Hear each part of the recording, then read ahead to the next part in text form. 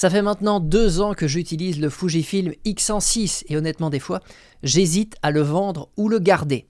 C'est assez difficile à expliquer, mais c'est probablement l'un de mes appareils que j'aime le plus, mais aussi un des boîtiers que j'utilise le moins, statistiquement parlant. Aujourd'hui, après 2 années d'utilisation, j'avais envie de faire un vrai bilan, pas un test technique, mais un retour honnête, où je vous donne un petit peu mon avis dessus. Alors, pour remettre un petit peu de contexte, j'ai acheté cet appareil il y a maintenant 2 ans, à sa sortie. Quand il est sorti Day One, je l'ai précommandé. Pourquoi ? Car je voulais vraiment justement avoir un Fujifilm X106. Et vu la petite pénurie rencontrée sur le modèle 5, j'ai foncé sans hésiter. Et directement, j'ai compris la philosophie et la qualité de ce boîtier. Alors, je l'ai quand même forcément bien utilisé, mais pour être franc, il y a des périodes où je le laisse un petit peu de côté. Mon setup principal aujourd'hui, c'est un Sony A7 IV pour les demandes un peu plus pro, mes reportages photos, des shootings portraits, bref, quand je veux vraiment avoir la meilleure qualité, la meilleure montée en ISO et profiter forcément du rendu du full frame. J'ai également un Ricoh GR3 qui lui, il est tout le temps avec moi pour de la photo quotidienne. Je vous en ai déjà parlé et je vous ai déjà parlé justement de mon amour pour ce petit boîtier et vraiment, il confirme plus le temps passe avec moi. Et enfin, forcément, j'ai le Fujifilm X106 qui, je dois bien l'avouer, est un petit peu entre ces deux mondes. Il y a une chose qui est totalement sûre, c'est que c'est un appareil que j'adore. Déjà, la qualité d'image. Franchement, il n'y a pas grand chose à dire. C'est propre, c'est net, le rendu est vraiment beau, capteur 40 millions de pixels et tout le tralala. Sa colorimétrie. Les simulations de film Fuji, ça change vraiment la façon de shooter, de prendre des photos. On va passer beaucoup moins de temps en retouche. On prend plus de plaisir à capturer directement une image finie, direct hop, en sortie de boîtier. Et ça, c'est quelque chose vraiment que j'adore avec cet appareil. On libère un petit peu son côté créatif. On a un petit peu un sentiment comme avant, quand on mettait une pellicule dans un argentique, hop, ici on choisit une petite simulation de film, on est prêt et on shoot comme ça. Ensuite, son look. C'est peut-être un détail pour pas mal de personnes, mais pour moi ça compte énormément. On a envie de shooter avec, on a envie de le prendre en main, bref, on a envie tout simplement de s'amuser avec. Et enfin quand même la compacité. Alors oui, ce n'est pas un appareil de poche, mais comparé par exemple à un setup full frame avec un gros zoom comme ça, vous voyez, ça c'est un bon gros zoom, hop, mais oui forcément, quand vous avez un Fujifilm X106 dans les mains, c'est le jour et la nuit.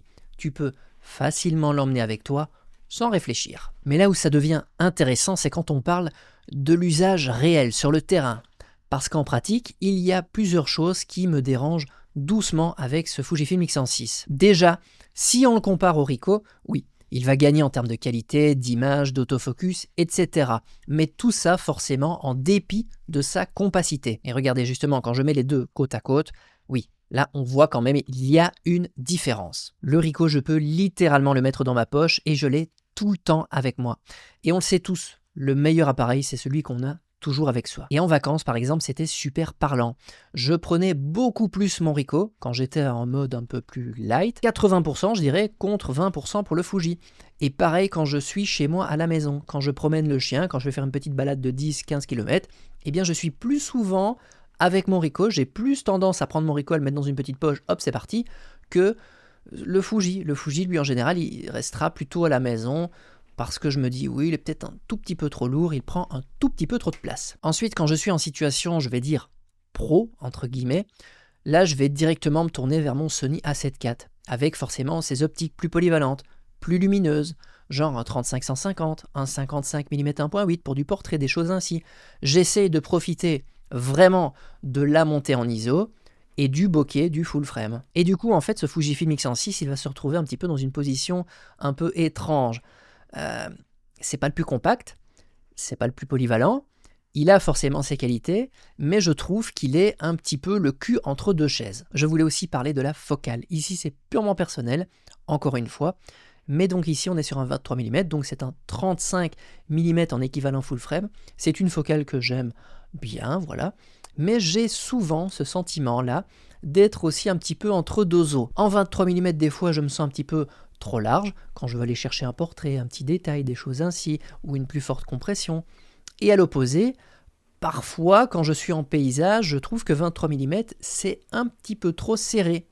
Et comparativement, le 18 mm du Ricoh me semble un petit peu mieux me convenir, en tout cas quand je suis dans cette situation de mode nature, paysage, voire des fois street. Alors oui, le 35 mm en street photo, c'est vraiment pas mal du tout, mais dès qu'on va vouloir un petit peu aller faire un petit peu de portrait ou quelque chose de plus spécifique, je trouve que des fois il peut devenir un tout petit peu plus frustrant. Alors bien sûr, oui, on a des jambes, on s'adapte, on marche, mais voilà quand même. Un des derniers points, forcément, c'est une focale fixe, donc il faudra aimer ce type de boîtier, ce type de philosophie, s'adapter, composer, et ça clairement, c'est pas pour tout le monde. Et donc du coup, la vraie question, est-ce que je recommande encore ce Fujifilm X106 après 2 ans d'utilisation?